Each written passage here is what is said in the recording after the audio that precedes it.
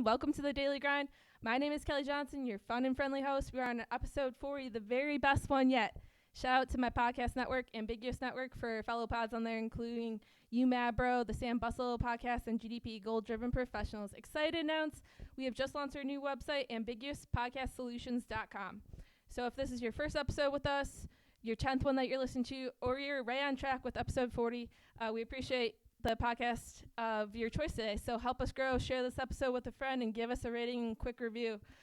Virtual high five for you in advance. So on to the best part of our podcast, talking to new special guests to share their stories.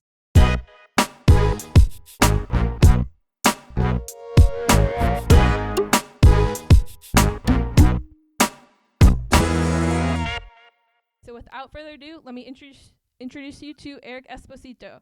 So Eric, he's a TBI survivor, triathlete, blogger, author, social media content producer, and former architect. He currently lives and works in the Atlanta area. Overall, great person to have on our show today. So welcome, Eric. How's it going? I'm excited to have you on, and I'm excited to hear about your story and motivate our listeners out there. So I guess maybe you want to start off right away with who you are, where you're from, and what you do. Yeah, my name's Eric Esposito. I currently live in Atlanta. I grew up in Youngstown, Ohio, and I kind of keep myself occupied with writing a lot and making videos. Just kind of occupying my day with that since I am no longer a practicing architect due to my accident. Yeah, you've been pretty active. I guess before the whole COVID stay-at-home situation, running, competing, all that fun stuff. Yeah, can you give our listeners maybe a background on how you got started into like sports and triathlon and all the good stuff you're doing? You're blogging about your adventures now? Yeah, so I was kind of an elite swimmer back when I swam in high school, and I kind of switched to water polo in college. And after that, I took like 5 or 6 years off. I didn't want to get in the pool. I just kind of let that sit. And then when I was in grad school at Georgia Tech, uh, I got a job coaching a master swim team. And I did that for about 2 years. And there were triathletes on the team, and they were bugging me for a long time. Say, why don't you give a triathlon a try? I just said no. 2 years later, I took them up on the offer. And I scheduled one in Tallahassee, Florida, which was 5 hours away. And I was actually planned to go on this with the girl I was dating at the time. And then we broke up. I'm like, well, now I don't have a place to stay because we were going to stay with her sister. I'm like, all right. So I changed all my plans. I still went to the triathlon. And triathlons, either you hate it or you love it. And you just kind of get hooked on it. And I was one of those people who got hooked on it. That's really cool. Yeah, do you recall like the first time? So just like your training program that you had for your first one to where you are now. Did you have a coach? Did you have people to help you out? No, I had no plan whatsoever going into that first one. I just knew, all right, we got 3 sports, and we got to be able to swim basically a mile, ride 25 miles, and run a 10K, which is 6.2 miles. I'm like, that's not bad. I can do that. And so I did. It wasn't the prettiest race, and I was kind of, figuring out as I went along. I had a road bike back in the day, and now I have a road bike and a tri bike. Difference between those is the posture you're in. Obviously, a tri bike is more aerodynamic. They also tend to be more expensive for a triathlete. So I have a lot of money wrapped up in bikes, and that's one of the most difficult things about this sport is you can try to do it as cheaply as possible for your first one, and eventually you get into it a little bit further. But it's an expensive sport, and I've never actually had a formal coach yet because uh, it's just the expenses get out of control. And for the most part, I can put together a training plan pretty well, or work with other people. So it's not that bad. I help new people get into the sport just to kind of keep it going. Mm-hmm. That's really great. I did my first triathlon last year. But Oh yeah. yeah, it was a bucket list thing. So I did a sprint try in Oregon, Illinois, which is about like an hour outside of Illinois. My bucket list was doing the Chicago Triathlon, which I did. But me being a first time triathlete, I give you so much kudos to all the training and just like what what goes into the sport. I can tell you right away. You telling the differences on the road and the tri bike. I actually was able to get a sponsor to sponsor me for a road bike, but it wasn't the brand new 2020 version by any means. But it did the job. But that's so cool that you've built up to where you are. The training programs you're helping new people. I wish I had you. I wish I contacted you when I was training last year, so I'd know be more efficient and schedule out my day and things like that, and what to nutrition wise and like all the tips and advice. Um, Oh, yeah. So nutrition is such a difficult thing too, because it's a personal thing. It's what sits well with you. There's everything you can eat, and your typical things are like shot blocks or gels. It doesn't matter who makes them, but it's the same basic idea. And it's more or less you're just doing it for carbohydrates. It doesn't matter what it is. You're just doing it for carbohydrates. mhm. And I've had some people that are kind of nuts and like Ironman Chattanooga, which is a 116-mile bike. Mhm. I had a friend buy, and it was like 100% pure grade A maple syrup and chugged it the whole time. You're going to get sick, man. And then I knew a guy who sat in transition one and ate a 6-inch sub from Subway. Okay, whatever floats your boat. Do people have different like I guess techniques, or I guess with the subway, if it's that something, do you have like something that's like your own thing, that's something that's unique that might be kind of weird to the outside perspective? You mean nutrition wise? Yeah, nutrition wise, or like you tie your shoes a certain way, or just like some kind of thing that could maybe give you the extra edge, or just something that's a routine like over the years that you've done, that like wear a certain shirt. Or I know from a tennis perspective too. I play tennis as well, and like Rafael Nadal, for instance, he has like every single match he plays. When he sits down in between changeovers to drink his water, he drinks the water, but then he places it down in certain direction, and so he does that same thing with his sports drink as well, which is something different. Yeah, it's funny. As daunting as an Ironman is, the sport is probably about 90% mental and 10% physical. And I mean, one of the weirdest things, it's not really that weird, but the way when you're in transition, you have your cycling clothes, and you don't change completely out of them, but you have your shoes, you have your helmets, sunglasses. And, basically what I do is I don't remember if this is really common to everybody else, but I stack them in order of what goes on last is at the bottom and up to the top. And I guess the other weird thing I do when I swim is I bring a bottle of water with me, and I always steal the hotel shampoo bottles because uh, if you put a little bit on your finger and you rub it in each lens and you wash it out really good, they won't fog up. That's a pro tip right there. Yeah, that's great, man. I see. Like, I wish I would have knew that beforehand. Uh, that's good stuff. Yeah, because like you've been. I've got bottles and bottles of hotel Yeah. shampoos just for that reason because you take it up to the race Mhm. and you just toss it. It's not like you want to keep it, so it's a one and done. Yeah, and then you mentioned too, because you do races all over the place. When you travel, you're limited to how many ounces anyway. So that's like perfect size. Yeah, and it's nice because it's basically disposable. Yeah, speaking of travel, like when you have race, like you travel a lot for races. Like how do you, um, like mine? I did the triathlon. That was just a local race for me, so I didn't have to fly somewhere or drive really far. Like how do you travel with your equipment?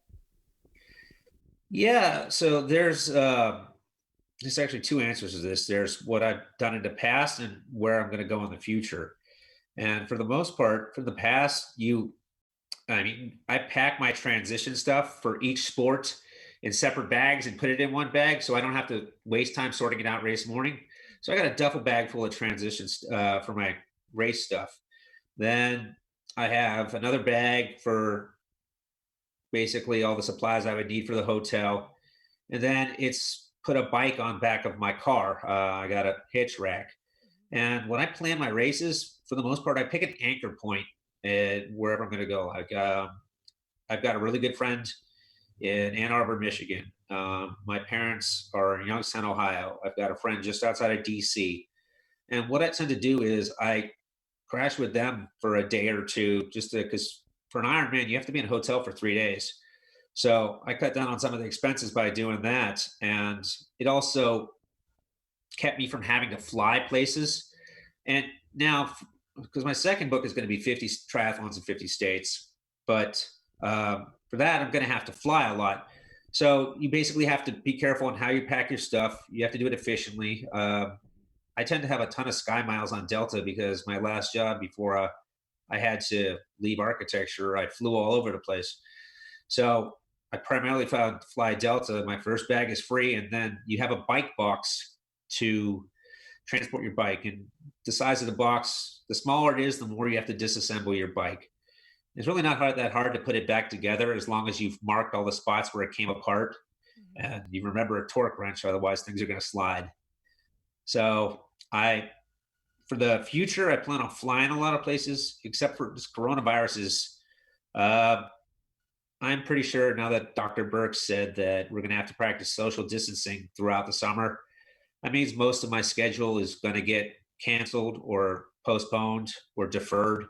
Mhm. I might not get to race at all this year, maybe December. Mhm. So next year is essentially going to be, I figure, the 2020 season done in 2021. I had better plans to do for next year, but the race entries are going to get pushed to the following year.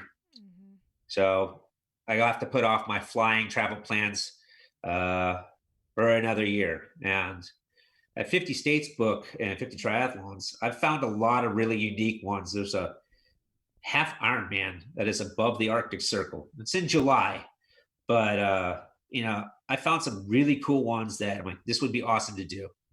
So I just have to pack for that, and you have to do it efficiently. You also have to make sure you don't forget anything. You have to have lots of lists. You go through it twice. Mhm. Yeah, you have like a checklist that you go through so you don't miss anything. I'm guessing Yeah, you've had stories before where you've forgotten something or yeah. probably a You have lot. you Mhm. have to forgive me with the TBI. It's hard to remember some things. Yeah. Um, Or I it's guess. always been little things. Mhm. Like I forgot. It's called Body Glide. It's a lubricant that's waterproof. I forgot that when you have a wetsuit on, you put it on the back of your neck, and so it doesn't rub and chafe. I forgot that, and I paid the price for that later. Um, Forgot a number belt one time. Mhm. It's always little things that I overlook. Mhm. Yeah.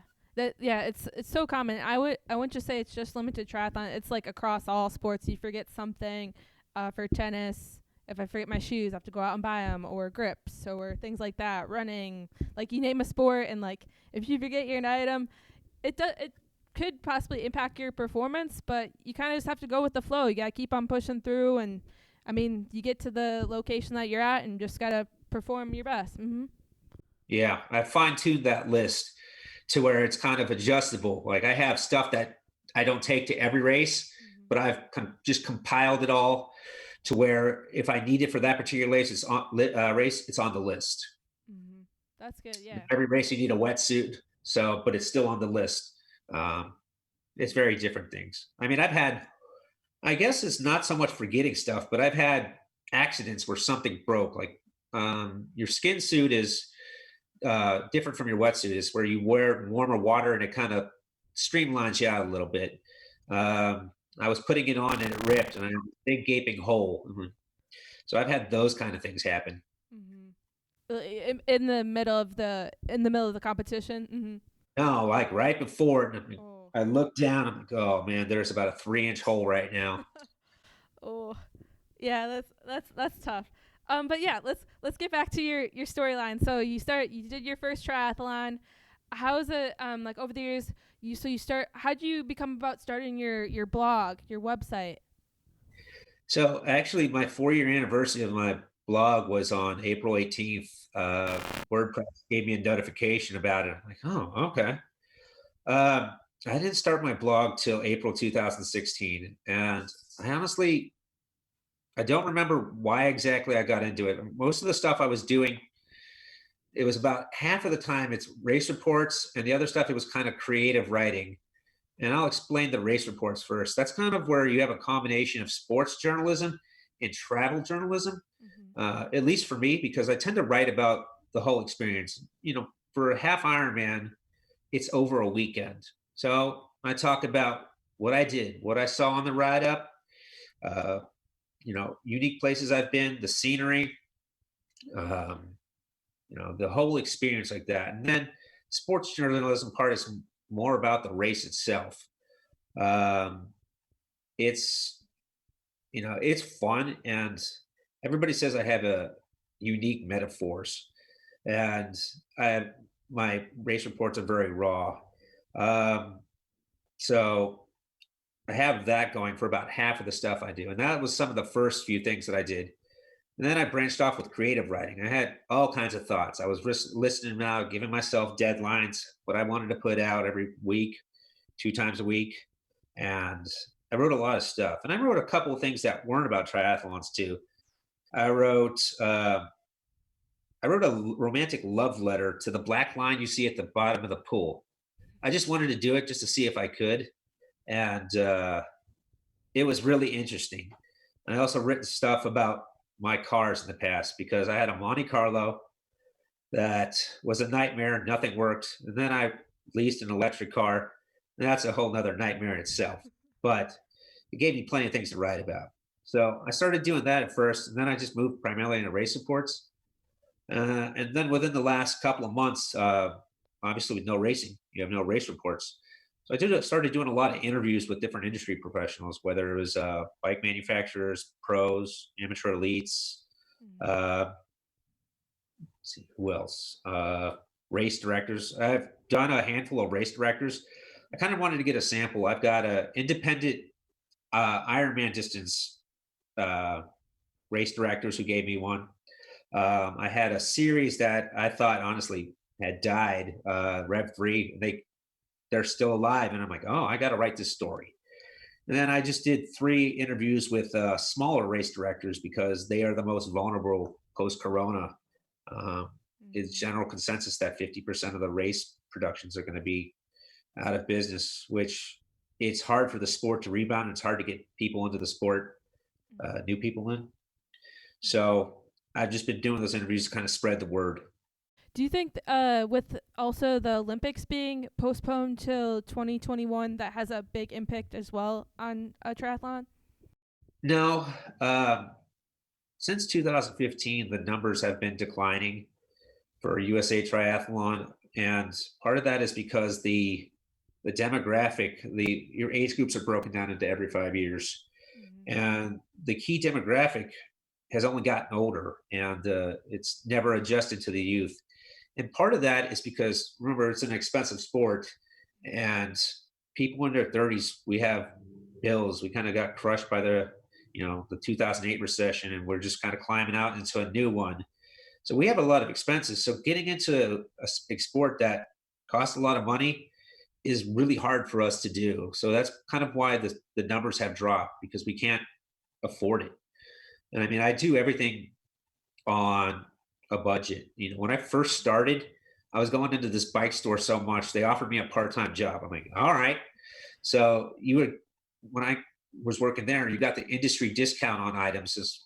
It was dirt cheap. I'm like, okay. So that's how I filled out all the things I needed for the first couple of years with, really discounted stuff. It was still good stuff, but you got that industry discount. And it's like, yeah, I definitely needed this to kind of furnish all my stuff. I bought a new bike with it, which is basically 50% off. I'm like, okay.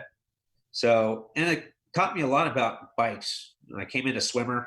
I didn't know much about cycling. I didn't know much about running. So I learned a lot that way. So I kind of progressed through the sport just by luck sometimes. Mm-hmm.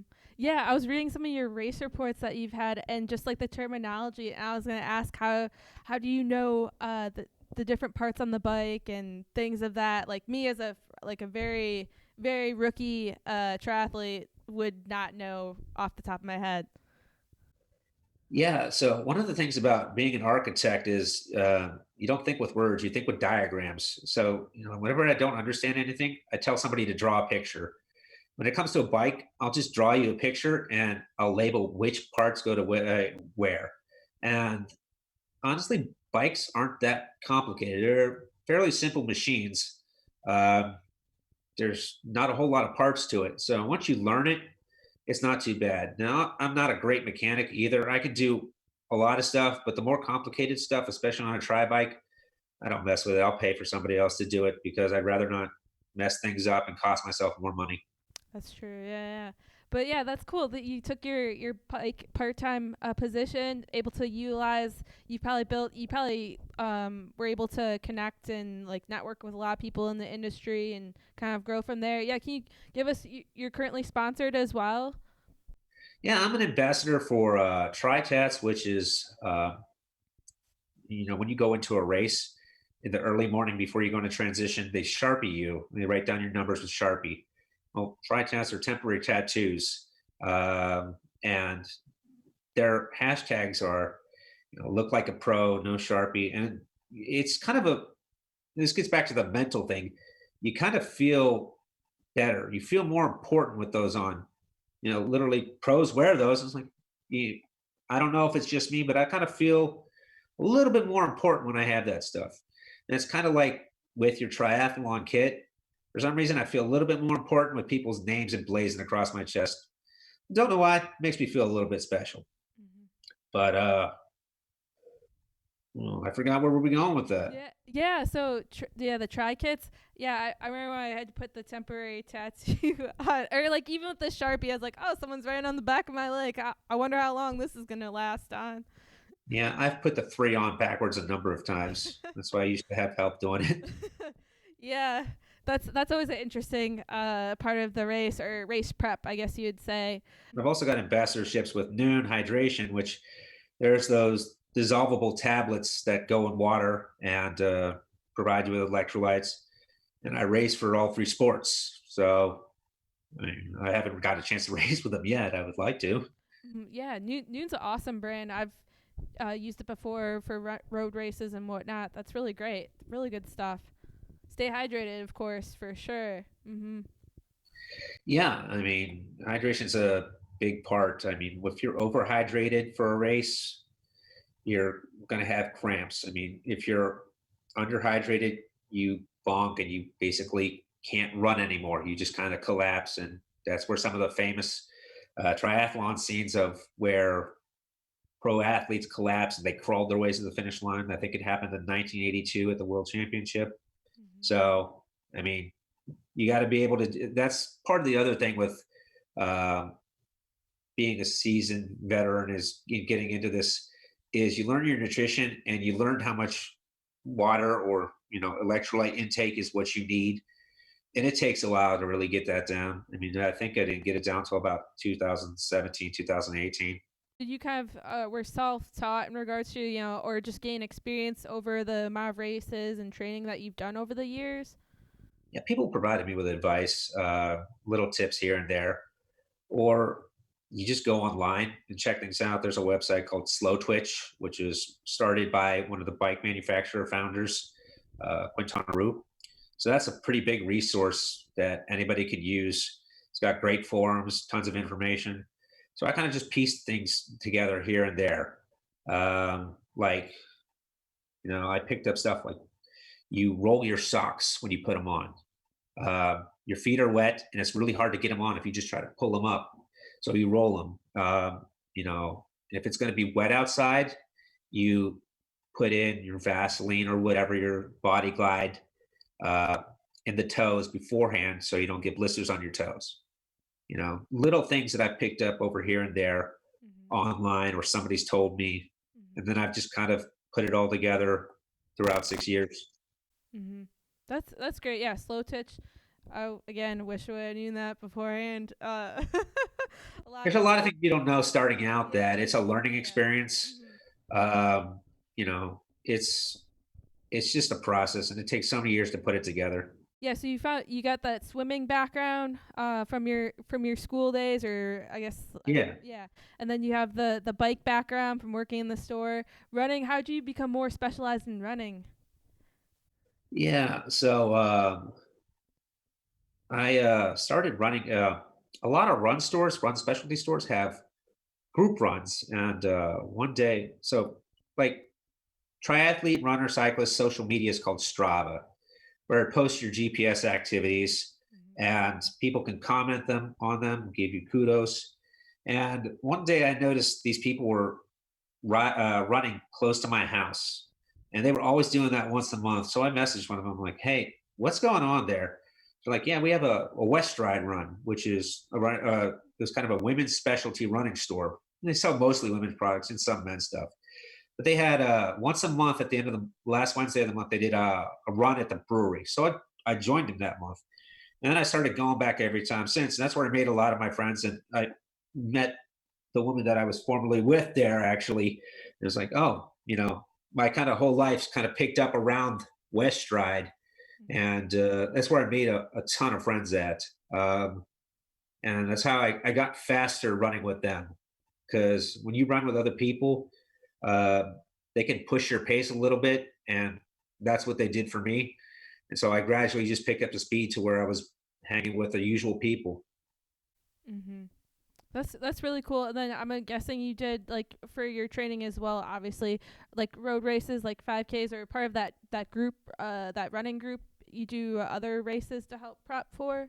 Yeah, so I used to be on the team for West Ride, where they hook you up with some free entries. You uh, you represent the store, you get the team kit. So I was doing that for a lot of road races, and my marathons, my half marathons, and I kind of use those as benchmarks for the for me. I kind of wanted to know, all right, how fast can I run a half marathon, and then how do I adjust that to an Ironman half marathon? And it gives you kind of a litmus test to see where you're at. Um, and I haven't really done a whole lot of road races. I decided to not rejoin the team recently, but I haven't had a chance to do a lot of road races in the last year and a half, just because I started doing a lot more triathlons. I realized I'm really a triathlete, not really a runner. So I stuck to what I'm best at. I still do a 5K or a 10K just to see where I'm at and you gauge your level of fitness. Mhm. Yeah, for sure. You kind of have to test that out. And if you, let's say, for instance, you've is like a new, if our listeners like a first time runner, a couch to 5K thing, they are coming doing their first 5K run. They don't have a past number to look at. That's they gotta shoot for some goal out there, or and then kind of build over time. Well, here's the thing about running, and you look at me and you see that I run marathons, and you think I'm insane because you think a 5K is a long distance. Because for a lot of people who don't run, 3 miles is an endurance event. For me, it's a sprint. Mhm. And I got one speed. But for people who are doing couch to 5K, half a mile is hard. And it just takes work to get up to it. Um, but it's all about perspective. And, eventually you run that 5K, you work your way up to a 10K. And then one day you're like, I want to try a half marathon. Maybe you walk a little bit through it too, Mhm. but you move your way up, and then you know, it doesn't seem like such a daunting task because, like for instance, an Ironman is 146 miles. It is really not that hard as long as you put enough training in. It's an endurance thing, so Mhm. you just have to put in the work, and it's not that difficult. They give you 17 and a half hours to do it. Mhm. Just to give you basic math on that, you average about 2 minutes and 20 seconds per 100 yards. It's not too difficult. 13 miles per hour on the bike. That's really not that bad. And when it comes to the marathon, it's roughly 20-minute miles. So that's kind of a brisk walk. So if you think about it in those terms, it's really not that hard. Mhm. Yeah, I would say yeah, like just from a numbers perspective, or what you mentioned before, that it's both. It's not as much physical of a test, but more mental test. Mhm. Yeah.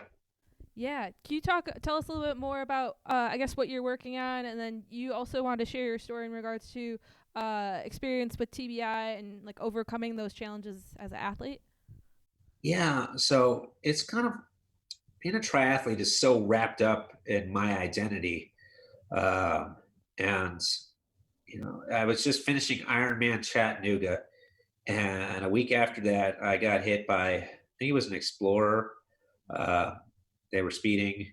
They just didn't see me, um, and I only I was out for about 3 minutes, um, and it was I only broke one bone out of that, but I was kind of beat up, and it took its a toll on me. Um, the thing is, with a brain injury, people can't see that. They can relate to you with a broken leg. They can see that. They can understand. With a brain injury, it's hard for people to understand. And pretty much nobody really understood me outside of those support groups. Um, but I kind of had a down time with after the brain injury. I kind of struggled at the beginning. Then I kind of, with a brain injury, you're kind of susceptible to depression, and there's a lot of uncommon signs that I had. Like Mm-hmm. sometimes I wouldn't shower every day, maybe every few days. And another uncommon sign is you keep putting on the same clothes. Basic stuff that you normally would take care of yourself. Those are some of those things of depression that you don't see right away. So when I slipped into depression, I kind of fell off with triathlon training, and eventually I would do it's ketamine therapy, which is when you're resistant to antidepressants. It's like the one last chance that you have, but it works and it works quickly. It's expensive, but at the time I looked at it as, is the money worth the time? I could keep trying antidepressants for 6 months, a year, or do you want, pay the money and solve this problem right away? And within, after that first session, you feel better. And so I started to pick up my training again. And it's funny, you know how I told you about that app Strava? Mm-hmm. Yep. So basically, other than the social media, it's kind of a big log, all your records, all your activities. And I can go through the data and all the records, and I could pinpoint what events in my life correlate to where I was in the training. Like my training numbers went down, or my speed went down, or my power went down. And I could kind of use that as a predictor for the future now. It took a while to learn that, but Mm-hmm. I could see when certain things used to drop off, that means something else is wrong. So, in 2018, it was my, first season back, and the PTSD got to me when I was on the bike. Everything used to scare me in races. And eventually I worked through that, and I was a little bit slower. I'm about a 454 half Ironman, and I went like a 533. So it's not that bad, but you could tell I wasn't the same person at the time. Mm-hmm. And I took the second half of the year off to kind of try to pull everything together. And at the same time, with my personal life, I was stuck in this cycle. Um, Being an architect, you're kind of pigeonholed. That's people look at you and you're just an architect. So I was stuck in this cycle of where I couldn't hold the job because I was too slow and I wasn't functional enough to do the job duties. They would let me go. I would uh, work to find another job, get the job, and I just go through the cycle. And I could never heal myself. I could never take care of some of those underlying issues that have to do with a brain injury. Plus, you have on the other side, you know, this country doesn't have Medicare for all yet. So if I don't have the job, I don't have medical, insurance to take care of some of those issues. Mm-hmm. So I was trapped in a cycle, and it wasn't until you know this last time where I realized I just can't do this. It's not working, and I kind of, after everything kind of imploded at that point. Uh, Here's your motivational quote. It comes from Fight Club, right? Mm-hmm. Uh, Tyler Durden says, it's only when we lost everything that we're free to do anything. And I looked at my job skills and I realized without getting re-educated and going back to school, there's nothing else anybody would hire me from. Uh, so I had been writing for a long time about my experience, and people were giving me feedback on it, saying, "This is great. You have to get this out there." So I decided to take that leap to where I write books, and then I started to really pick up the blog. Um, I got to the point where I could monetize it and get ad revenue. I'm like, okay, it makes a little bit of money. This is that leap of faith I'm going to take and really pursue, you know, my writing. It was really the only alternative option that I had, and so I pursued that, and I just kept writing and writing with race reports, interviews, and then I moved into doing the YouTube channel, and everything started to click. And had everything not really went down the tubes, I still would have been trapped in that cycle, and I never would have taken that leap to pursue something that I'm really good at. Hmm. Yeah, that's great. First of all, such an accomplishment coming from physical, mental barriers in the sport. You're making waves. You're talking to so many different people, and you're sharing your story. You're sharing your story, inspiring lots of people out there. My listeners, your own group, tons of triathletes. People are not even in the sport. You're a true daily grinder for sure. Second of all, yeah, tell us a little bit more about your book writing. I forgot to ask you in the intro. Do you have a background in writing, or is that what you studied in college as well? Yeah, I mean, the extent of my writing in college was I have 2 degrees. I have well, 3 degrees actually. I have a master's in architecture, bachelor's in architecture, and I picked up a degree in psychology just because I had enough credits for one. Mm-hmm. And most of my writing came from writing papers for psychology. And throughout college, to help pay my bills, I got two part-time jobs, and one of them was working in a survey research lab where you do a ton of writing. I helped out with the research director who her and her friend, I'm like lifelong friends. They live in South Carolina, so we still keep in touch. We visit each other. But I learned to really kind of do specific like educational and grant writing stuff from them. Then I learned later on in my architecture career architectural specification, where it's one of those things that people hate, but I liked. And to give you an example how to do that, it's describe this Coke can for me without calling it a Coke can. It's cylindrical. It's got tapered ends. It's aluminum. It's got red background with silver lettering. It's got a tab on the top. It pushes in. Uh, so that's kind of how you learn how to write spec, and I turned out to be pretty good at that.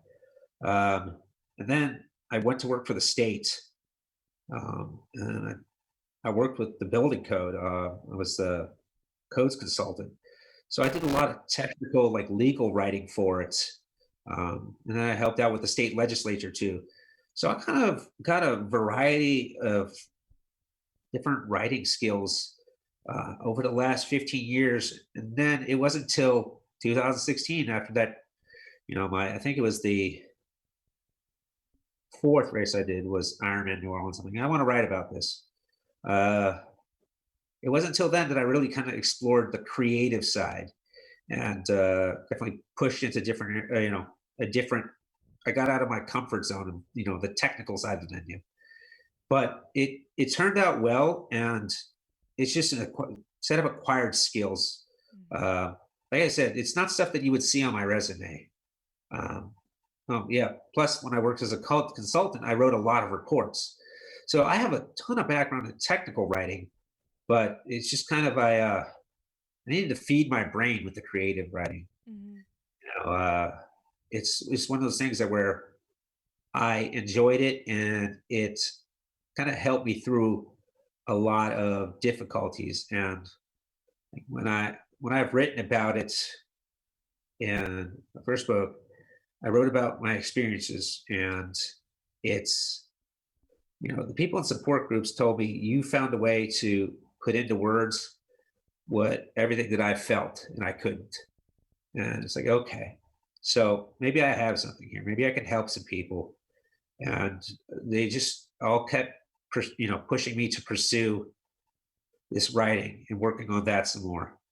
And then, with the YouTube thing, a lot of people with TBIs have difficulty reading. They either just can't do it very long, or they just can't read because of their injuries. But they can process things in different ways. I'm like, well, I can give it to them in the form of video, and maybe that works for them.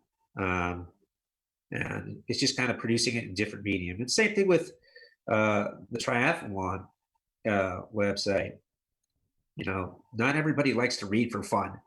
So if you have all the content already done, Mhm. it's not that difficult to make the jump into a different medium. All the hard work is done. So you just have to get on camera. Mhm.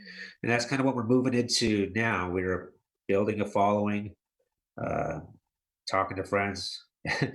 doing whatever you can to kind of get people behind you. Because unfortunately, the thing with like social media is it takes followers to get followers. And it's really weird how that works out. Mhm. But, it's just, I've just been expanding on it. And since the beginning of the year, I've kind of just put a lot of work into putting everything together and that's when my life really started to turn around. It's like, this is what I want to do. This is what I was meant to do. I always used to say I wasn't put here to pay bills and die. I have some kind of purpose. There's something I should be doing with my life. And this is it. And, I want to be able to help people with what I have. And, Mhm. you know, the triathlon thing was just, it's two lives in one. And I can't tell my story without doing that. But there's a lot of people who have TBIs that look at me like, wait, you did a triathlon after your injury? Yeah, I didn't stop. I've done, I think, uh, 15 of them after my TBI. Mhm. So, I mean, it helps you get through. And the thing I didn't say about depression before is that I just remembered. They say that exercise helps you get through it. It helps you get better. What they don't say is if you're doing 15 to 20 hours of cardio, that you're actually going to feel worse. I mean, it's definitely a drop off rather than a step up. Mhm. So, you have to find other means to kind of pull you through it. The writing did it, just kind of exploring stuff. And it's different to kind of let people inside your mind, you know, Mhm. and see how you tick, understand why you're doing things the way they are. And after you write it down, you can kind of, it's like reading the tea leaves. You know, I may not realize it at first, but I can see the signs that whatever I did at this moment, whether it be like I'd start to have difficulty at work or whatever, what preceded that? And because you've written it down, you could tell, okay, when I start to see these signs, this is what's going to happen, and this is what I can do to prevent it. Mhm. So, by able to keep track of what's happened in my life, it's kind of been my saving grace the last 4 months, Mhm. where I've had enough experience. And, it's a roller coaster ride with a TBI. Um, Believe me, my life has been anything but boring. And it wasn't until recently where everything started to smooth out. And I'm like, okay, I could see an ending to the story to where I can move on to the next project in my life. And, yeah, everything works out. There is a higher purpose. Like I said, I found what I'm supposed to do. Mhm. Yeah, that's great. That's super amazing. You found that your strength of writing, your writing skills, and you've kind of been able to tell your story in multiple mediums, like you mentioned. And if it's someone that like, or of a listener, they're listening to our podcast, or a more visual person, they're watching your YouTube channel, or things like that, and you're able to translate your story, and then somehow it clicks with us listeners out there, and for them to help achieve their own goals or something based on your experiences. I think that's great, and I think that's a way to help pay it forward. And also, too, it's something that you're passionate about, something that you enjoy doing, which we like to preach here on the Daily Grind. Mhm. Yeah, and it's funny. I work harder doing this stuff than I think I ever did as an architect. And there were some days that I worked, or some weeks that I did 60 to 80 hours when I was doing it with a consultant. And it was killing me. But what I'm doing now, it's more work in less time. It's just that I've been able to kind of work out, okay, I get up, I'll train in the morning, I'll work on writing and social media and YouTube for this many hours, do this many things in a day, and kind of block it all out. And it kind of keeps me on track. So it's just, it's proper planning. And I think there's some ESPN anchor that saw one day years ago who said, uh, failure to prepare is planning for failure. So it's just kind of, in order to set you up in the best position, you kind of have to figure out a plan, a schedule, and just really work out, you know, the details to where it sounds boring. It does, like, oh, I'm in bed by 9, I'm up by 4, I do the same things every day. But really it's not. It's kind of an adventure. And it's, when you're writing, when I do those interviews, sometimes I don't know what the story is. So you write down as many questions as you could think of. And it's like, and while you're working throughout the day, you're thinking, what angle can I take with this story? What needs to be told about this? And sometimes it takes a while to come to you, but you're doing that, think about it during your your regular day. And by the way, on my tri bike, I actually ride indoors now, but I'm always working, like writing on my phone Mm-hmm. or doing something. I kind of utilize my time the best I can. Hmm. And I'm on that bike for 1, 2, 3, 4 hours. I'm sitting there writing, or I'm doing something, or I'm working on the social media. Sometimes, when you're working harder than you used to at what you like to do, you have to make the most of your time. Hmm. Yeah, be efficient, optimize your schedule, find that balance so to stay healthy and also do what you enjoy doing in your current role. Do you have like success stories in regards to I know you wrote your other book as well. Success stories in regards to people reaching out to you, they're reading it and then they can, or even challenges as well. Mm-hmm. You know, it's too early to have success stories, uh, but I have got stories. Um, there's one that resonates with me that when I first went to people with it, um, this one guy, he was new to the group, and he said, "I don't know what to do. My partner just had a brain injury 3 weeks ago. I'm not his healthcare proxy. That's his sister. They're shutting me out. I don't know what to do. I don't know what to expect." And initially, I'm like, "Oh boy, I think I'm in over my head." But I looked at my life and I looked at the parts that I struggled at, um, and I said, these are the things you need to do. Uh, like, first of all, go to support group meetings. It was what my mom called a Sherpa. You have to find someone who's been there a while, or the founder of the group, and you have to try to get them to guide you through the process of what you need to do, what kind of doctors you should be seeing, what kind of tests you should try to be getting. You need someone there to kind of walk you through that.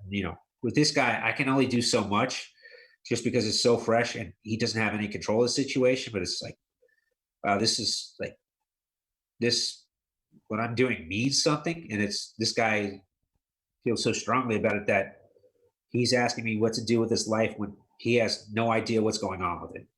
It's like, oh, and then I saw him again a month later, and he's like, yeah, things have gotten a little better. He's got his, his mobility back in his hands and stuff. And I said, you kind of have to keep at that, work with him. And I told him, don't let him drink. That's one thing with brain injuries. Sometimes with people, if you don't drink before, you end up doing it after. And whatever it is, depending on what area your brain is affected, it's like stepping on the gas pedal. And I mean, it was one of the things I had to work through. But I told him, I said, you just save yourself the trouble and kind of, you know, if he's sober, he's going to think more clearly and it's going to heal his brain. And, for the most part, he's going to use it to kind of cope with the reality of the situation because, those first 2 years, you get your, you're getting your butt kicked a lot. And sometimes you need to lean on a friend. And, a bottle sometimes is that friend. And you got to realize that it's just, you're better off without it. So that's why I gave him the advice. I said, just don't let him start. Something I learned, and it did more harm than good. And had I somebody told me that in the beginning, I probably would have done a lot better. But I gave him as best information as I could, and the fact that he took it and he started to you know implement it, even though he doesn't have a lot of control over the situation. I felt pretty good about that, and I've been keeping tabs on him. I try to message him, see how he's doing, see what's going on with the situation. Mhm. But I just don't have any that many success stories right now, just because Mhm. I didn't come out with this until the beginning of the year. I what people have told me is, you're kind of speaking my language. You put things into words that I couldn't, and uh, my brain injury has not made me any less articulate than I used to be.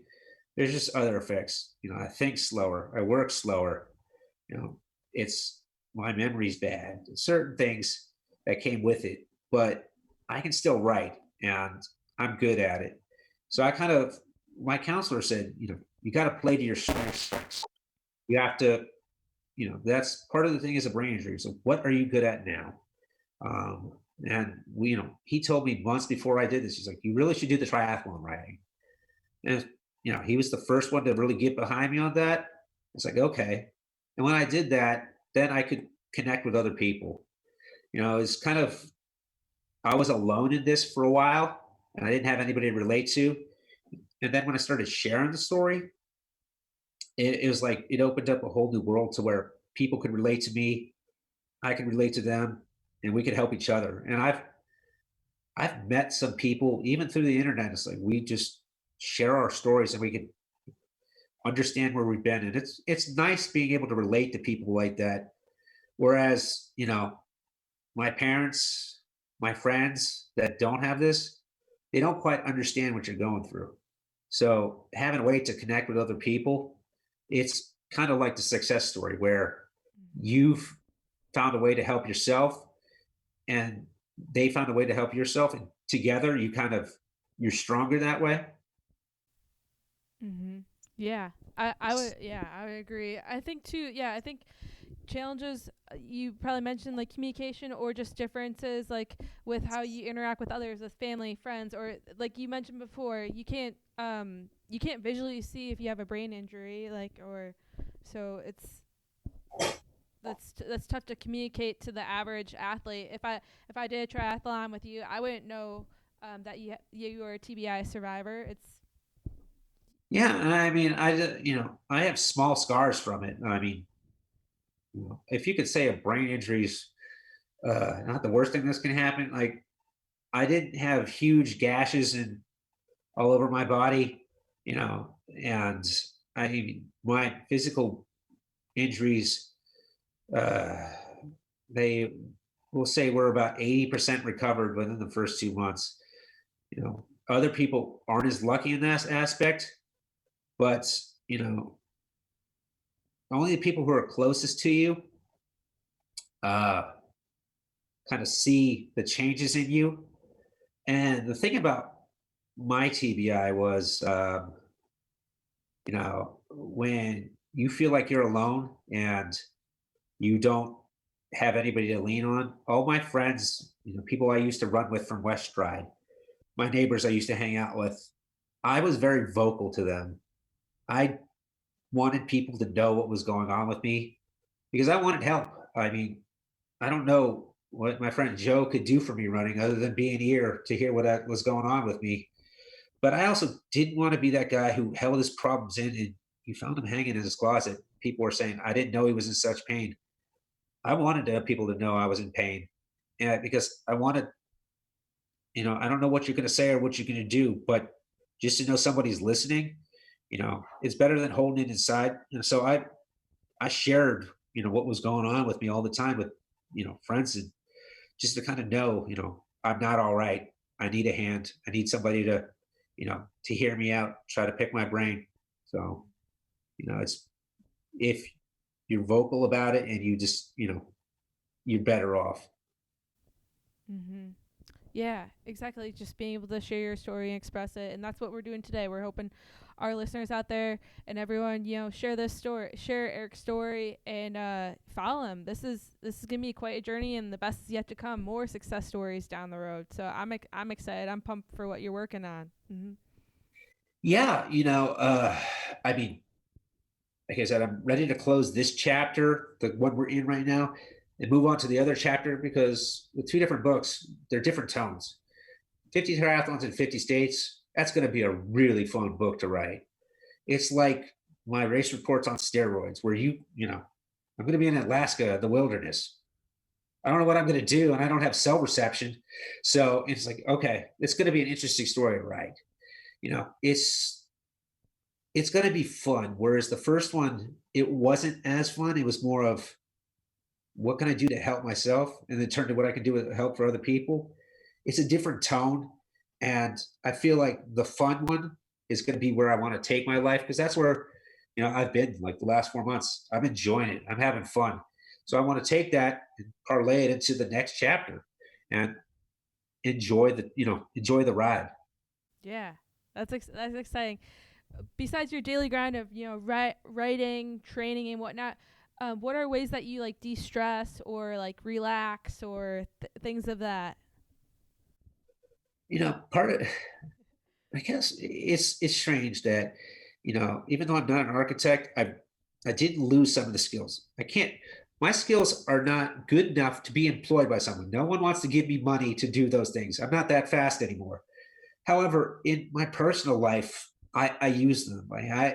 The Adobe Creative Suite, which is like a packet of we'll say 10 programs.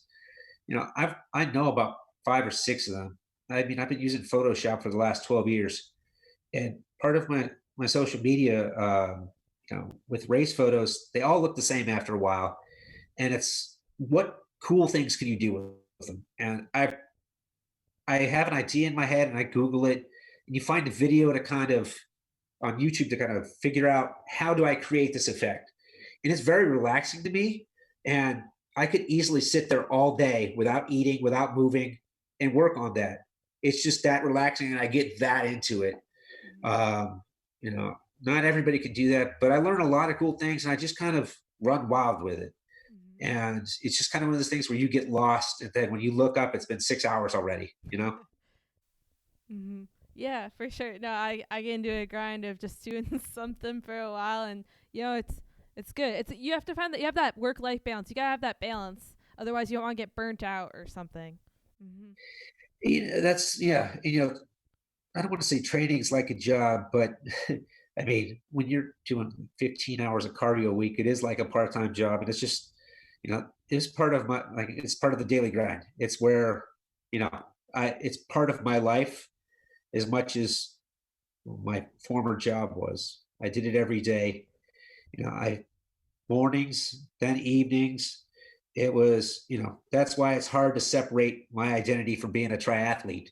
I, you know, it's just such a big part of me that I do it every day. I mean, it's what my life is. And then, with the writing and everything, it's just kind of tying everything together where you keep it in a nice, neat little bow where everything is related to each other. And it's just, it's very fluid. Mm-hmm. Yeah, very very well said. You touched on it a little bit earlier, but how have you been impacted or like handling COVID? I know you mentioned your training's now indoors. Yeah. So, despite that I'm really riding a high and, with my life going great right now, Mm-hmm. the I live alone with 2 cats. And as much as I love my cats, they're not really a substitute for another person. So without any of the social interaction other than my friend that I run with a couple of times a day or a couple of times a week, it kind of gets in your head a little bit to where you don't really want to train as much. I write a lot more instead, but it's it's kind of demotivating to where you kind of have to really work yourself through it, and it's a struggle. And the thing is, with all the recent development, because I kind of trust the scientists rather than the government. They're saying we're going to be social distancing throughout the summer. Almost every sport that exists, you can't play because at some point you're in close contact with someone else. There's only a few sports where you don't have that. Triathlon, uh, this, mass swim starts or transition, you can't get 6 feet of space. And so, I mean, reading the tea leaves, I see most of my season getting canceled. And it really depends on how we as people and the government all handle things together because, you know, if we don't follow guidelines, we're not going to solve the problem. Um, I, I was hoping to get a race in December, but it's just, COVID is just affecting everybody's world. And I'm pretty sure that most of my season is going to end up getting canceled or deferred. Uh, it's a downer, but you have to find other things to do with your life. And for the most part, like right now, I'm taking a little bit of break. I'm kind of stepping off the gas with my training and pursuing other stuff, just because it's like, all right, I don't have a carrot on the stick. That's what the races are for me. It's the carrot on the stick. That's what I'm working for.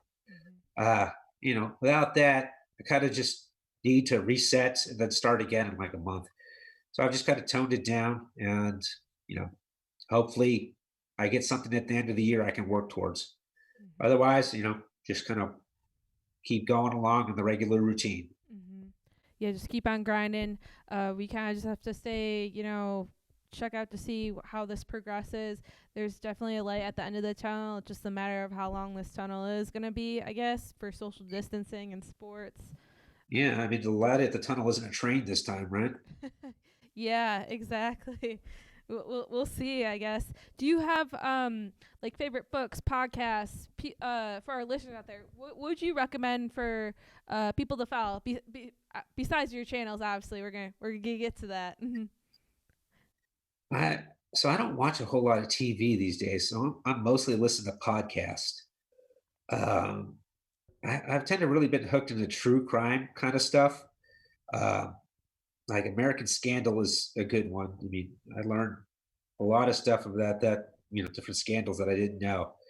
But I think the two that I listen to most often, they're by they're two comedians, and they do them both. One's called Small Town Murder, the other's called Crime in Sports. And you don't have to like sports to do it. It's just athletes that have a huge criminal record, and it's very entertaining. They're about they've gotten longer as they progress from the beginning, but uh, it's it's so entertaining, and it's one of those things where when I was working at an office and I was commuting, I would just go through these podcasts, and I got like 200 episodes of crime and sports. Yeah, and it's not even about the sports so much. It's just funny to hear the story, and they have kind of that dark sense of humor. Mhm. So, and that I have a darker sense of humor, Mhm. so I can relate to it a lot. It's funny to me. Mhm. That's great. Yeah, we'll for sure put that in the show notes for today. We talked about your daily schedule. What's on your daily grind in the upcoming weeks later this year? Yeah. So again, there's no races for me at least until the end of June. And that's kind of to be announced.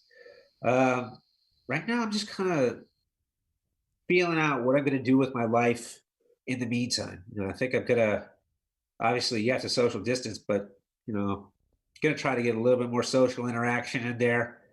Uh, Getting pretty close to some of my friends that I was, a little bit. We kind of I don't want to say parted ways a little bit, but we got a little bit more distant. And now that we're all isolated, we're reconnecting. So I'm going to kind of build those relationships. My support groups have all gone virtual, so I've got that going on. Mhm. For the most part, I don't want to say it's in a holding pattern, but it's kind of establishing what's the new routine. There's no carrot on the stick, so what's going to drive you? And for me, it's kind of, I want to build something. That's what's driving me. I mean, when I decided to kind of go more public with that website, it's like, okay, well, let's really get this out there.